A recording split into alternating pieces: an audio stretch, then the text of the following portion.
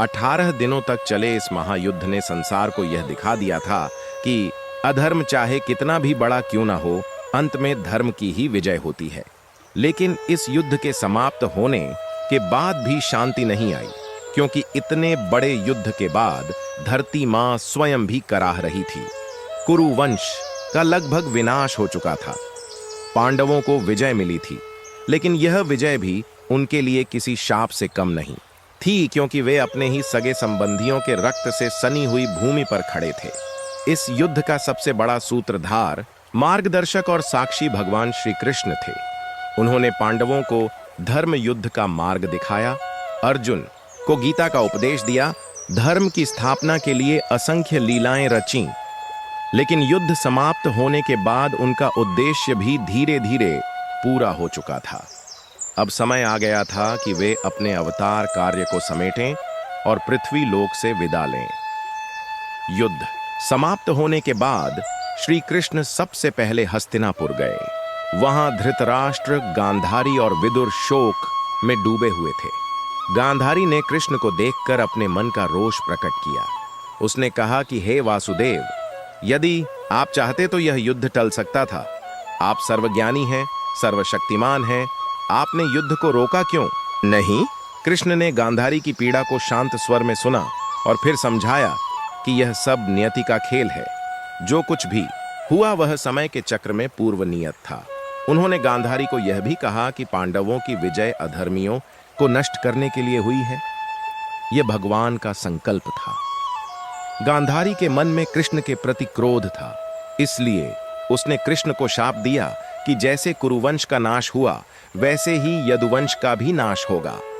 उसने कहा कि हे माधव, जैसे मैंने अपने 100 पुत्रों का अंत देखा है, वैसे ही तुम भी अपने कुल का अंत देखोगे और तुम्हारा वंश भी विनष्ट होगा। गांधारी के इस शाप को सुनकर कृष्ण ने मुस्कुराते हुए कहा कि माता, जो होना है उसे कोई नहीं टाल सकता। आपका यह शाप भी समय आने पर पूर्ण होगा। वे जानते थे कि यह सब पहले से ही ईश्वर की योजना का हिस्सा है। कृष्ण ने धृतराष्ट्र और गांधारी को समझाया, उन्हें सांत्वना दी और फिर युधिष्ठिर को राज्य संभालने का मार्गदर्शन दिया। इसके बाद वे पांडवों के साथ इंद्रप्रस्थ और फिर द्वारका लौट गए। द्वारका लौटने के बाद कृष्ण का जीवन एक नए चरण में प्रवेश कर गया।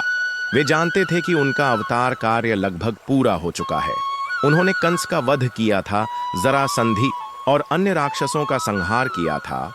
जरासंध, शिशुपाल, कालयवन, दुर्योधन, कर्ण और असंख्य अधर्मी राजाओं का अंत हो चुका था। धर्म की स्थापना हो चुकी थी। गीता का ज्ञान मानवता को दे दिया गया था। अब उनका उद्देश्य था कि वे धीरे धीरे अपने देह का परित्याग कर धरती से विदा लें। द्वारका में श्री कृष्ण के भाई बलराम जी भी अपने अवतार कार्य से मुक्त हो चुके थे। वे समझ चुके थे कि अब इस धरती से जाने का समय समीप है। कृष्ण के पुत्रों और यदुवंशियों के बीच धीरे धीरे कलह बढ़ने लगी। यदुवंश के वीर, जो कभी अजेय थे, अब अहंकार में डूब चुके थे। गांधारी का शाप भी फलित होने लगा। यदुवंश के लोग मस्ती और मद में डूबकर आपसी झगड़ों में उलझने लगे। श्री कृष्ण इस सब को शांत भाव से देख रहे थे, क्योंकि वे जानते थे कि यह सब समय का खेल है। एक दिन यदुवंशियों ने प्रभास क्षेत्र में तीर्थ यात्रा का आयोजन किया। वहां सभी यदुवंशी एकत्र हुए और मस्ती में मदिरापान करने लगे। नशे में उन्होंने आपस में विवाद करना शुरू किया। धीरे धीरे यह विवाद इतना बढ़ गया कि उन्होंने एक दूसरे पर अस्त्र शस्त्र उठा लिए। जो लोग कभी बाहरी शत्रुओं को हराया करते थे, अब वे स्वयं एक दूसरे का वध कर रहे थे। प्रभास क्षेत्र की भूमि पर रक्त की नदियां बहने लगीं। यदुवंश का लगभग संहार हो गया। यह देखकर बलराम जी ने अपना शरीर त्यागने का निश्चय किया। वे समुद्र तट पर गए और ध्यान में बैठ गए। योग बल से उन्होंने अपने प्राण त्यागे और शेषनाग के स्वरूप में प्रकट होकर समुद्र में लीन हो गए। बलराम जी के प्रस्थान के बाद श्री कृष्ण ने भी समझ लिया कि अब उनका भी समय आ गया है। वे द्वारका छोड़कर वन की ओर चले गए। वे एक पेड़ के नीचे विश्राम के लिए लेट गए। तभी जरा नामक एक शिकारी ने दूर से कृष्ण के पैर को हिरण समझकर उस पर बाण चला दिया। बाण कृष्ण के पैर में जाकर लगा। जब शिकारी पास आया तो उसने देखा कि उसने भगवान को घायल कर दिया है। वह भयभीत होकर क्षमा मांगने लगा। श्री कृष्ण ने मुस्कुराते हुए कहा कि हे जरा, यह सब पूर्व जन्म का परिणाम है। तुम वही वैश्यण हैं जिसे मैंने त्रेता युग में रामावतार के समय मारा था। यह सब नियति का चक्र है। उन्होंने शिकारी को आशीर्वाद दिया और उसे मुक्त कर दिया। इसके बाद कृष्ण ने अपने दिव्य स्वरूप का स्मरण किया और ध्यान में लीन हो गए।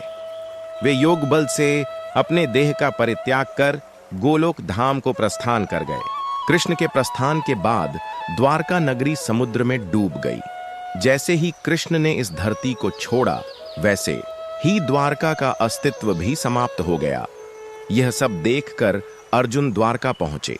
उन्होंने कृष्ण के परिवार के शेष लोगों को हस्तिनापुर लाने का प्रयास किया, लेकिन यात्रा के दौरान कई घटनाएं हुईं।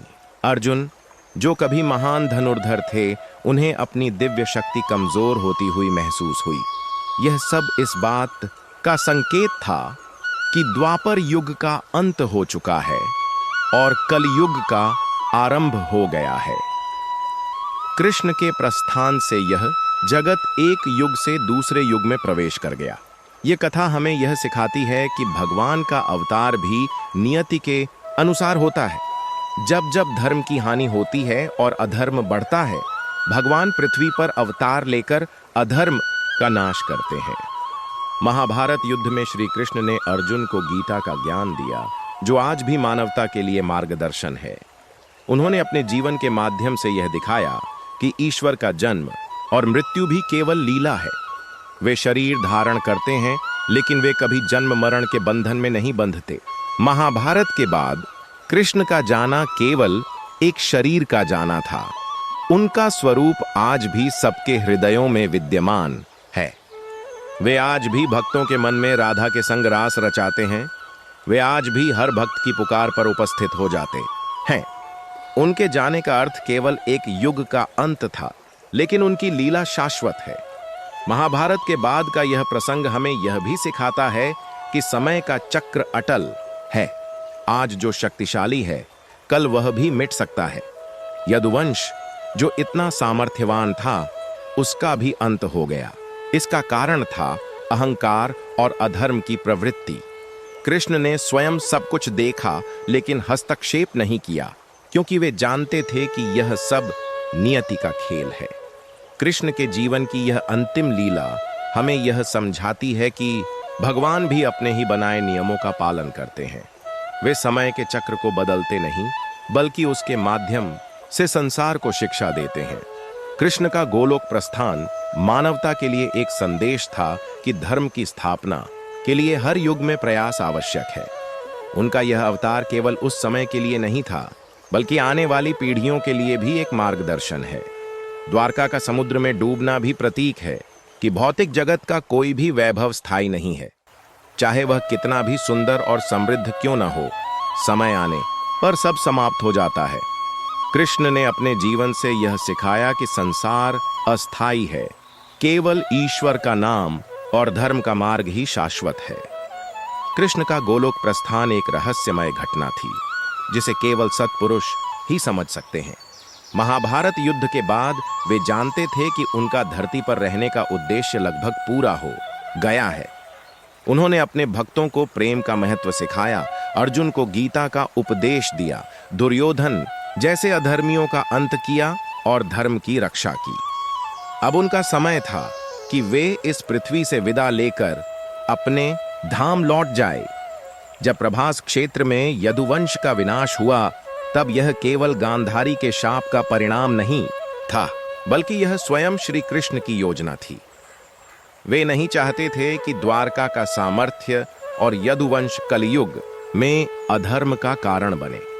वे जानते थे कि अगर इतने शक्तिशाली योद्धा और अस्त्र शस्त्र कलयुग में बच गए, तो संसार का संतुलन बिगड़ जाएगा। इसीलिए उन्होंने स्वयं यदुवंशियों के विनाश का मार्ग प्रशस्त किया। इस घटना के बाद द्वारका नगरी का भी अंत होना निश्चित था। कृष्ण जानते थे कि यह नगरी केवल उनके अवतार काल के लिए बनी थी। उन्होंने विश्वकर्मा से इसे बनवाया था ताकि वे अपने परिवार और यदुवंश के साथ यहाँ निवास कर सकें। लेकिन जब अवतार काल समाप्त हुआ तब द्वारका का अस्तित्व भी समाप्त हो गया। यही कारण था कि उनके प्रस्थान के तुरंत बाद समुद्र ने इस नगरी को निगल लिया।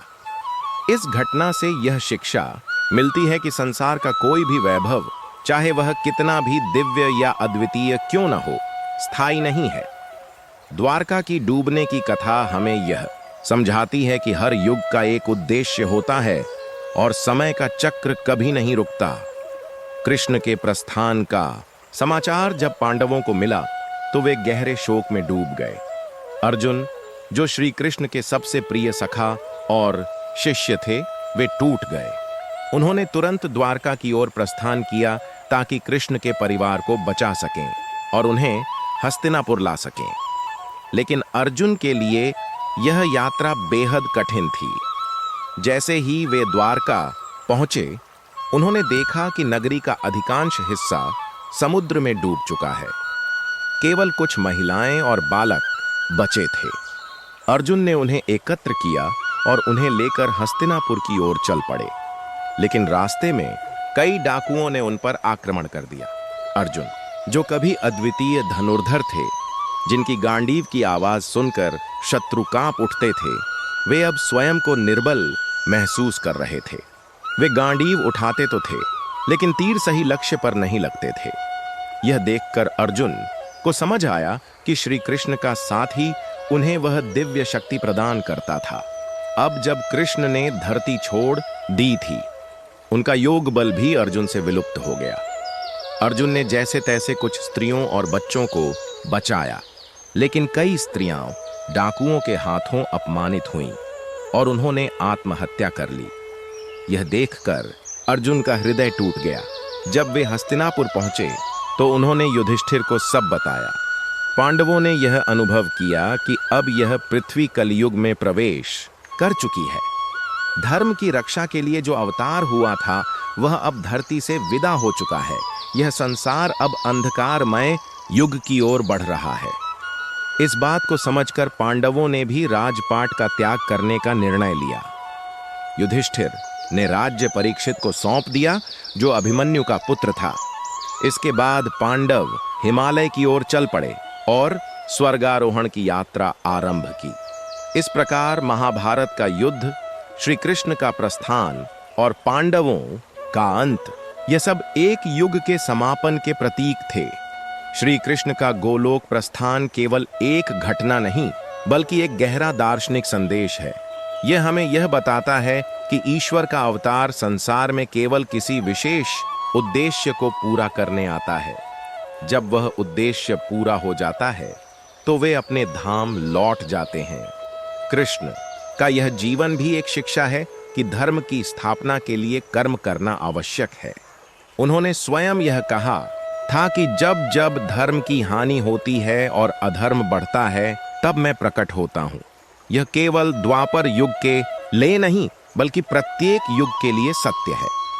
कृष्ण के जाने के बाद संसार में भक्ति का मार्ग और भी महत्वपूर्ण हो गया। उन्होंने गीता के माध्यम से यह संदेश दिया था कि जो भक्त उन्हें सच्चे मन से याद करता है, वे उसके पास सदैव रहते हैं। उनका जाना केवल एक शारीरिक विदाई थी, लेकिन वे आज भी अपने भक्तों के हृदय में जीवित हैं। भक्तों के लिए कृष्ण का धाम, उनका नाम और उनका स्वरूप शाश्वत है। कृष्ण के जीवन के अंतिम प्रसंग को जानने से यह भी समझ आता है कि यह संसार नश्वर है। यदुवंशियों का अंत, द्वारका का डूबना, अर्जुन का निर्बल होना, यह सब बताता है कि समय का चक्र किसी के लिए नहीं रुकता। चाहे कोई कितना भी महान क्यों ना हो, समय के सामने सबको झुकना पड़ता है। लेकिन जो व्यक्ति धर्म का पालन करता है, ईश्वर में श्रद्धा रखता है, उसका कल्याण निश्चित है। कृष्ण ने अपने जीवन से यह भी सिखाया कि मनुष्य को परिस्थितियों से भागना नहीं चाहिए। उन्होंने महाभारत युद्ध में अर्जुन को यही समझाया था कि धर्म के लिए युद्ध करना पड़े तो करना चाहिए, कर्म से भागना पाप है। यही कारण है कि उन्होंने स्वयं युद्ध में शस्त्र नहीं उठाया, लेकिन अर्जुन का मार्गदर्शन किया। उन्होंने यह सिद्ध कर दिया कि बुद्धि और भक्ति से बड़ा